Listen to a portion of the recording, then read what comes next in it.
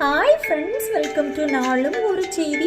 ஒரு பெரிய ஆலமரம், அந்த ஆலமரத்தில் ஒரு தேன்கூடு இருந்து அந்த தேன்கூட்டில் நிறைய தேனீக்கள் சேர்ந்து வாழ்ந்துட்டு இருந்து அந்த தேனீக்களெல்லாம் தினமும் பல 100 கிலோமீட்டர்கள் பறந்து சென்று தேனையும் உணவையும் சேகரிச்சுட்டு இருக்கோம். அப்படி ஒரு நாள் பறந்து திரியும் பொழுது பக்கத்தில் இருந்த சிலந்தி வலையை கவனிச்சுது. அந்த சிலந்தி வலையில் ஒரு சிலந்தி மட்டும் இருந்துச்சு. அந்த சிலந்தி எப்பவும் தலைகீழாக தொங்கிட்டு இருக்கும். அந்த சிலந்தியின் உணவான பூச்சி அந்த வலையில் தானா வந்து ஒட்டிக்கும். இந்த சிலந்தி அதை உடனே அப்படியே பிடிச்சி சாப்பிடும். எங்கேயும் நகர்றதில்ல. இது தினமும் நடந்துட்டு இருந்து இது அந்த தேனீக்கள் கவனிச்சுட்டு, பாரு கடவுள் நம்மளை மட்டும் பல 100 கிலோமீட்டர்கள் பறந்து திரிய அழியும்படி வச்சுட்டாரு. ஆனால் அந்த இடத்துல உட்கார்ந்துருக்கு. அதோட உணவான பூச்சிகள் தானா வந்து ஒட்டிக்குது.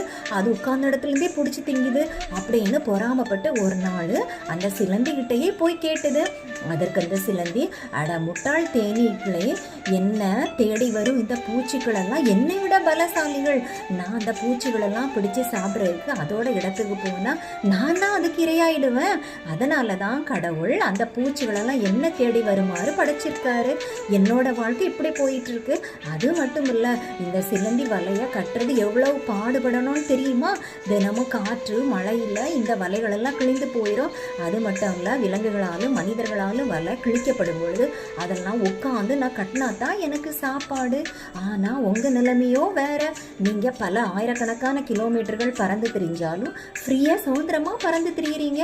பல வண்ண கலர்களால் உள்ள மலர்களை தேடி அதிலிருந்து தேன் எடுத்து சாப்பிட்றீங்க. இனிப்பான தேனாக வேற இருக்கும். உங்களோட வாழ்க்கை எவ்வளோ நல்லா இருக்கு. அதை விட்டுவிட்டு என்ன நினைச்சு பொறாமப்படுறீங்களே? எல்லாருடைய வாழ்க்கையிலும் கஷ்ட நஷ்டங்கள் உண்டு. நீங்கள் அதை மறந்து உங்களோட வாழ்க்கையை அடுத்தவங்களோட வாழ்க்கையை மாதிரி மாற்ற நினைக்கிறீங்களே அப்படின்னு எடுத்து சொன்னது.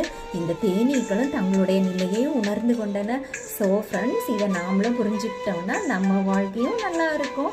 இதை மாதிரி தினமும் ஒரு குட்டி கதை உங்களை தேடி வரணும்னா இந்த சேனலை சப்ஸ்கிரைப் பண்ணிக்கோங்க. தேங்க்யூ.